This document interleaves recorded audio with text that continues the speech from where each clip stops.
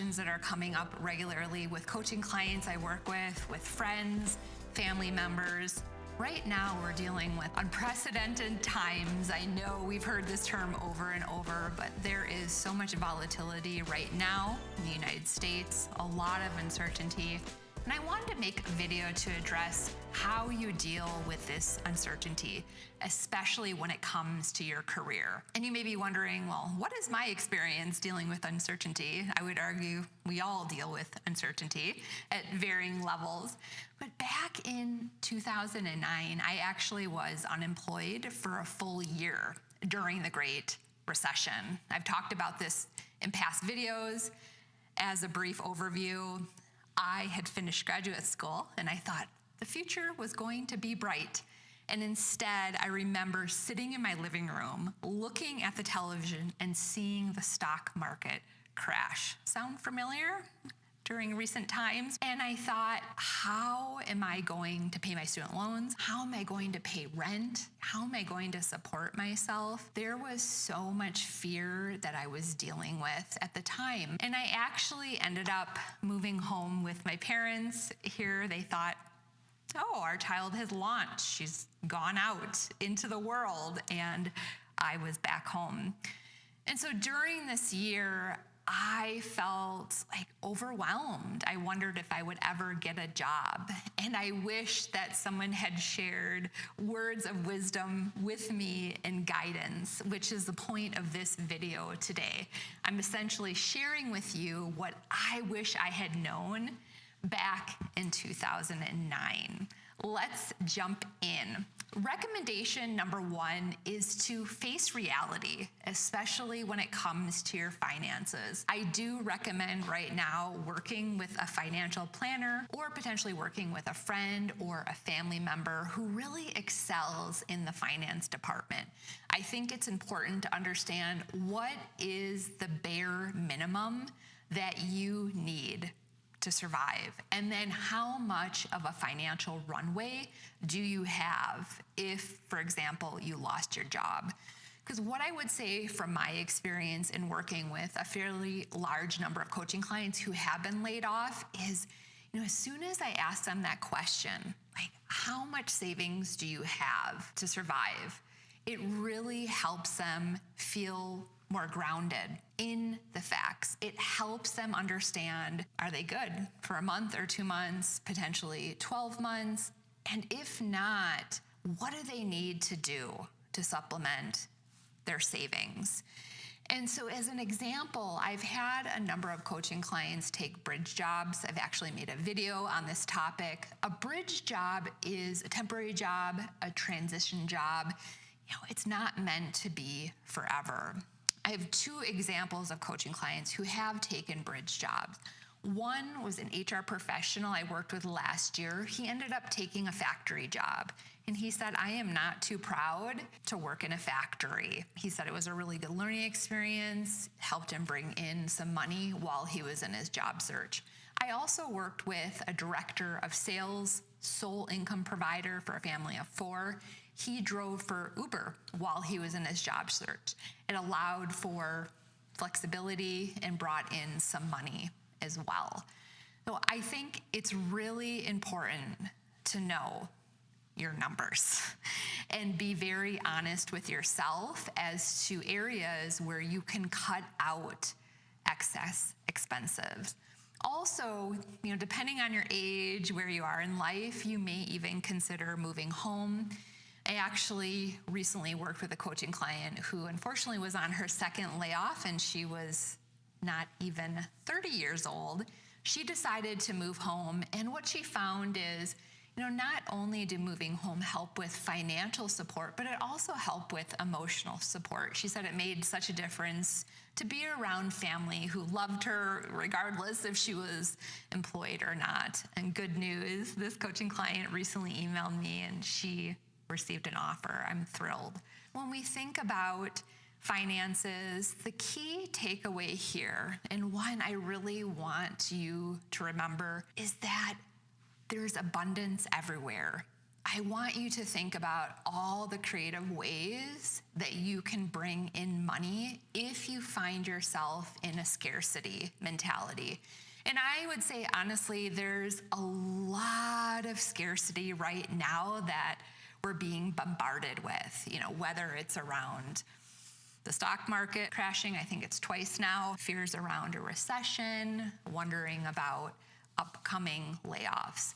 So think about ways you can make money and think about ways that you can save money. Recommendation number 2 is to move into job search mode before you need a new job. I have worked with a number of coaching clients who thought that they were going to retire at the company they work for. Suddenly, they were not able to access their work email, and they found out that day that their role had been eliminated.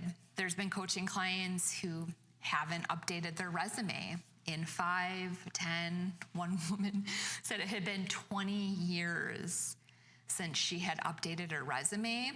And the problem here is when a company cuts off your access the day your role is eliminated, you cannot review your numbers. You cannot see metrics that are needed to add to your resume and also prepare for interviews. So I do recommend downloading your performance reviews. If you don't have a performance review, at a bare minimum, I recommend thinking on a quarterly basis, what are your key accomplishments? Or even monthly would be better. You want to ensure that you're able to have this information so your resume is updated and you can effectively speak to numbers if, boom, your job is gone. Next, I recommend that you actively network. You don't want to wait to network until you need your network. As a best practice, you may want to carve out 30 minutes per week, add it to your calendar, and think about connections that you want to nourish, existing ones, and then think about new connections that you would like to build. A common theme I hear from coaching clients is, I wish I had spent time networking. Instead, their heads down, getting their job done. Nothing wrong with that. But when you find yourself without a job and you're thinking, I haven't been connecting with people who could potentially open doors to new opportunities. Finally, think about different options for your career. I recommend the ABC job search strategy, which is your A jobs are your ideal jobs. You would be excited, jump out of bed. This may be a dream job or just one that you're really excited about. Next, think about your B jobs. These are backup jobs. You may like the job, not necessarily love it, but your B jobs can serve as a stepping stone to your A jobs. Next, think about your C jobs. I call these your oh crap, I need a job. Potentially it's a bridge job or it's a step back or 2 steps back. But if you're 6 months into your job search and you're not having a lot of success, you want to think about what are your options, and you may consider the B jobs or the C jobs at that point. And the key takeaway here is you can't control the economy, you can't control the stock market, can't control tariffs, unfortunately. You can't control whether your company decides to downsize or restructure. You can control how well you manage your career. You can control how proactive you are and prepared for a potential change in your job status. The third recommendation I have is to stay present. With the amount of tumult that is around us right now, it can be very easy to find yourself in a state of anxiety. And when we think about anxiety, it's about worrying. What may happen in the future? Some can call it catastrophizing as well, where we're in this, everything bad is going to happen. And while I do think it's important to be realistic, we have to be very careful if we're constantly living in this state of fear, this state of overwhelm. and not truly being present to what is happening right now. I once had a doctor tell me that 99% of what you worry about never actually happens. So think about how much emotional energy you are expending when you're in this state of what may happen in the future. And it's often you're worried about all the bad things that can happen. A couple of suggestions if you're interested in knowing, how do I stay present?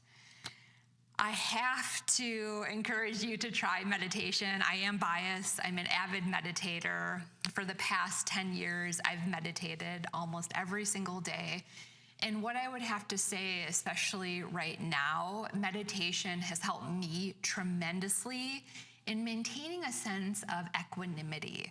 I find that I am a bit more balanced. That doesn't mean I don't get upset. It doesn't mean that I don't experience grief. It doesn't mean, that I'm not impacted by everything that's happening right now. But what I would say is I'm able to weather these storms, I think, much more easier than if I did not meditate.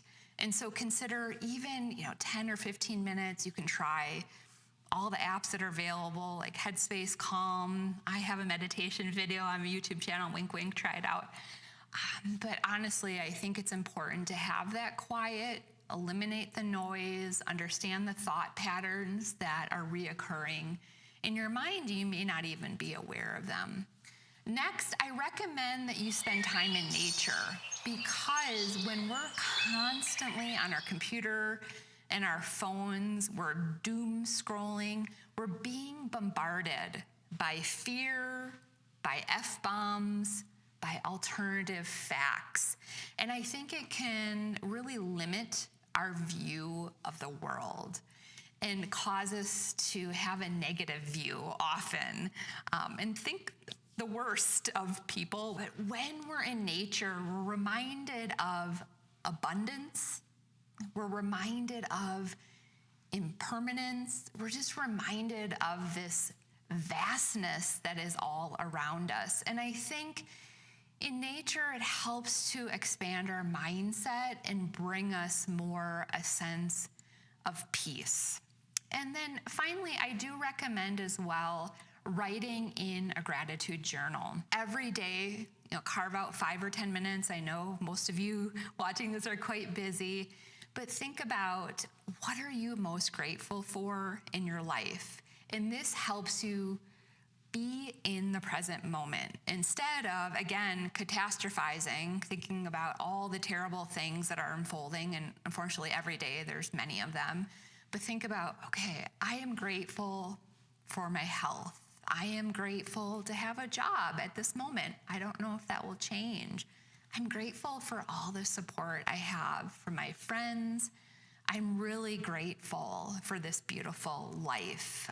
It can make such a difference for you. I want to end with a quote from Bronnie Ware. She's the author of The Top 5 Regrets of the Dying. One of the regrets that Bronnie discusses is, I wish I had let myself be happier. Bronnie specifically says that many people didn't realize until the end that happiness is a choice. They stayed stuck in fear and old patterns, pretending they were content, when deep down they were longing to laugh again, to feel joy again. Bronnie Ware would sit at the bedside of those who were dying. She worked in palliative care. I think it's really profound because, let's be honest, we likely will be dealing with a tremendous amount of uncertainty in the United States, potentially world, for at least a few more years, unless something changes. And we don't want to look back on this time and think, I was in fear for years. Like, I was in a state of dread. I was living in despair. Instead, we want to embrace joy. And I know you're thinking, oh, it's like, that's annoying. I don't want to do it, whatever, it's too hard. But I do believe that it's really important for us, no matter what is happening in our lives, to figure out each day, how can I experience, even moments of joy that really help us appreciate life and stay present. I'll end with this. The truth is we're all dealing with an unprecedented time. I'm going to use that term, even though I know it's been overused. And, many of us, regardless of your political affiliations, are, feeling kind of a sense of unease, uncertainty. And I think it's really important, as I mentioned, to face your financial reality, to be proactive and prepared for any changes in your career. And then finally, be present. If this video resonated with you, I would love to hear from you. Tell me what stood out. If you do need support in your job search, whether you were laid off or you're wondering if a layoff is coming, please reach out. I would feel so honored to work with you. Thank you so much. Until next time.